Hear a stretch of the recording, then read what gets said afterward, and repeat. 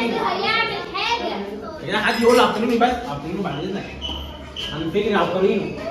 كل مره بتفضلي المعمل يا عبقرينو.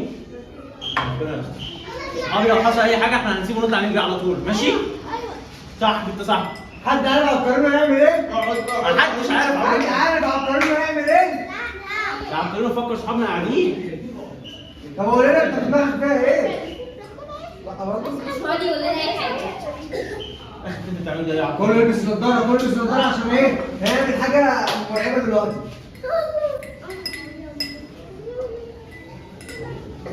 شكلها مش هتنجح على فكره. تفتكروا كل هتنجح؟ مره بتبوظ الحاجه والحاجه دي انا شايفه هينجح. بس كده لو منتهى احمر انت شايف يعني ايه؟ كل انت عملت لك لونها احمر. تفتكروا هو هينجح فيها؟ تعالى نشوف. في ناس بيقولوا لا. في حاجه بتحصل جوه. ايه اللي بيحصل؟ اللي بيحصل ده دي ايه يا نجحت. اصحابي ده؟ دي نجحت عبقرينو. شفت؟ قلت لك هتنجح. اول مره التجربه دي تنجح شفت؟ عبقرينو. قلت لك هتنجح. اول مره اشوف تجربه ليك قلت بتنجح. لك هتنجح يا استاذ. انت بوظت المعمل 15 مره قبل كده. انت عامل ايه؟ ورينا تجربتك يا استاذ. شوف دلوقتي اتفرج على اساتذه تعمل ايه. تعالوا نشوف في حاجه تاني. في حاجه ثانيه؟ صحابي النهارده مين فيكم عارف عندنا كام سر في الكنيسه؟ عندنا كام سر؟ 7. عندنا 7 اسرار. عندنا كام سر؟ 7. عندنا كام سر؟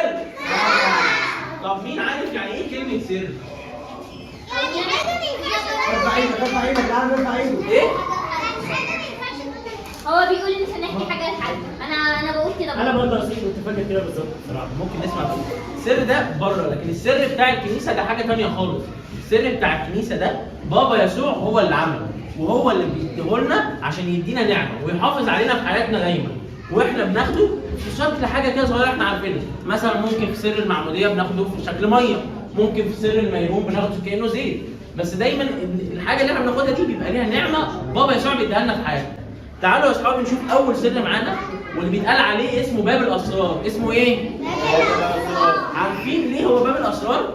عشان السر ده لازم هو اول حاجه ناخدها من الاسرار عشان نعرف ندخل الكنيسه ونبقى مسيحيين، وان احنا ناخد بقيه الاسرار كلها. ايوه يا استاذ، يعني انا لو داخل البيت هخش من الشباك ولا اكيد بخش من الباب يا هخش من الباب عبقري. يا استاذ. صح. يعني ما انت اصحابي عارفين عبقري بعد اذنك وبعد سكت حاضر. اصحابي اشطر مني. حاضر. ماشي يا اصحابي؟ طب عارفين ليه بابا يسوع عمل لنا سر المعموديه؟ مين عارف؟ عشان يستحمل. استنى في الميه يستحمل. بس عبقري، بس عبقري. ايوه عشان نتعامل. انت عشان عملت لك ترجمه بقى تتكلم عن كل وقت عبقري. مين حد عارف نتعامل ايه؟ عارفين احنا ليه بنتعامل؟ عشان نبقى طيبين. عشان ايه؟ زمان خالص بابا يسوع خلق ادم وحواء وقال لهم اعملوا اللي انتوا عايزينه خالص، بس ما عدا حاجه واحده صغيره خالص، الشجره البعيده دي. برافو، قال لهم الشجره البعيده دي ما تاكلوش منها، بس ادم وحواء ما سمعوش كلام بابا يسوع. ما عارف لما هم كانوا كده عاملين زي القماشه دي ابيض خالص وحلوين قوي، لما ما سمعوش كلام بابا يسوع وكلوا من الشجره اللي هو قال لهم ما تاكلوش منها، بصوا حصل فيهم ايه؟ شوف كله هيشوف. بص يا بص بص استاذ ده بقى لونه مسود يا استاذ. بص ايه اللي حصل؟ يا استاذ. لونها اتغير خالص خالص خالص وبقت لونها اسود كده. ينفع اللي حصل ده يا اصحابي؟ لا. طب عارفين بابا يسوع دايما بيحبنا، تفتكروا هيسيبنا كده؟ لا. طب بعد ما احنا بقينا غير لوننا خالص وبقينا اسود كده خالص بسبب الخطيه، بابا يسوع عمل لنا سر المعموديه. طب عارفين ايه اللي بيحصل في سر المعموديه؟ مين من صحابي عارف؟ بنرجع زي الاول. طب بنرجع ازاي يا استاذ؟ بص بقى يا استاذ، ابونا احنا اول لما بنتولد ماما وبابا على طول بياخدونا الكنيسه، وابونا بيروح شايلنا كده ويجيبنا عند حوض كده فيه ميه ويغطسنا وبيقول ايه؟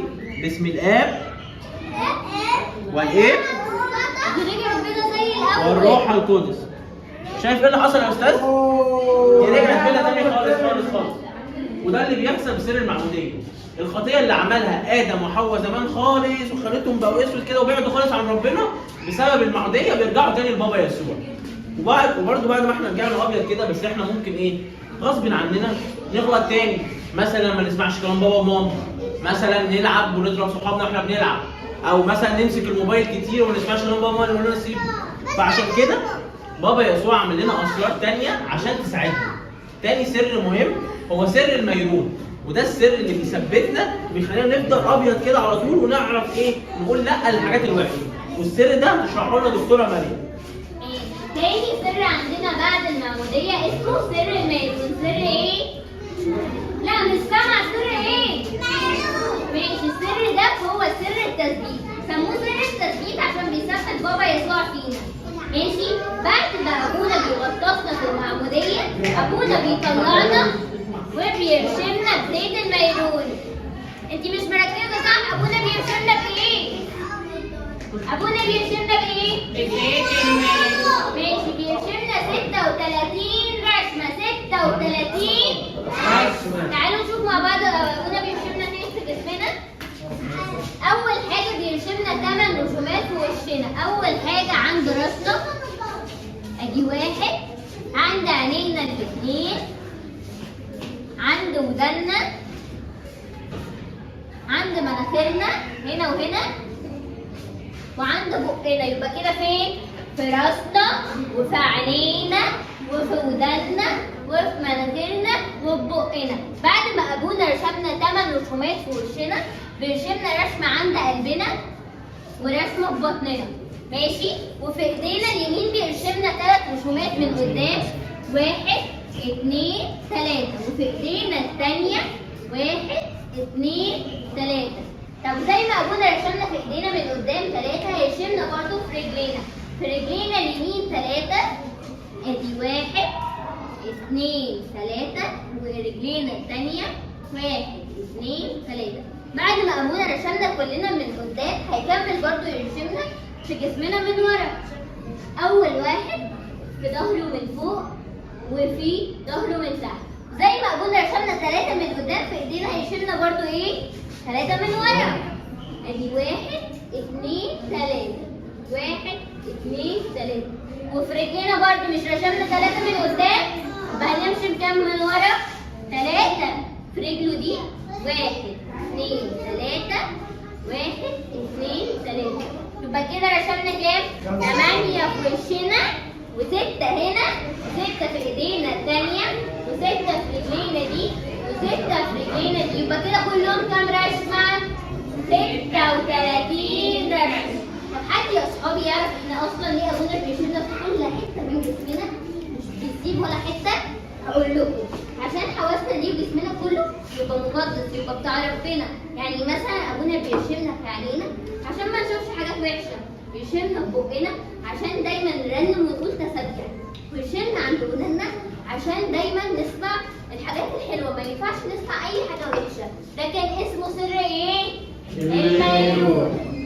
بعد بقى يا اصحابي ما عملنا سر المعموديه وسر الميرون، كان قلبنا زي كده بالظبط، ابيض خالص ومش عليه اي خطيه.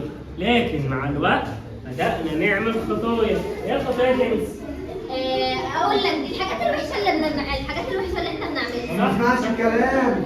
صح، ما بيسمعش الكلام، ما بيسمعش كلام بابا وماما، بيسيب ايد الاستاذ. بيجي في الشارع. ايوه يا استاذ، بيقعد على التليفون كتير. ثانية واحدة، أنا بحب ألعب. ألعب فين أنا دلوقتي؟ يا استاذ ماشي، العب في التليفون بس وقت صغير يا استاذ، ما ينفعش تلعب وقت كتير، ولما بابا وماما يقول لك لا خلاص. أقول لهم لا أصلا بحب ألعب. لا يا استاذ، عليك يا استاذ، عليك. القضية يا استاذ. برضه يا استاذ اللي بيشتم واللي بيكذب واللي بيحلف، كل دي خطايا. يا عبقرينه، ده القلب ما بقاش باين من الحاجات الوحشه اللي خلاص. عليه. بص الخطايا كلها غطت القلب، ما بقاش في حاجه باينه من القلب خالص. طب ينفع قلب ابن ربنا يبقى عامل كده؟ ينفع قلب ابن ربنا عليه خطايا؟ لا. فعمل ربنا عمل لنا بقى سر ايه؟ سر التوبه والاعتراف. السر ده بيتكون من كلمتين. كلمه التوبه يعني ايه توبه؟ يعني اروح واقف واصلي واطلب من ربنا ان هو يسامحني على الخطيه اللي انا عملتها، واطلب منه يساعدني انه ما اعملش الخطيه دي تاني. بعدها اخد بعضي واروح على الكنيسه على طول واعترف لابونا. بص بقى يا استاذ، ايه اللي هيحصل اول ما اعترف بالخطيه؟ هيحصل لي ايه؟ إيه يا أستاذ؟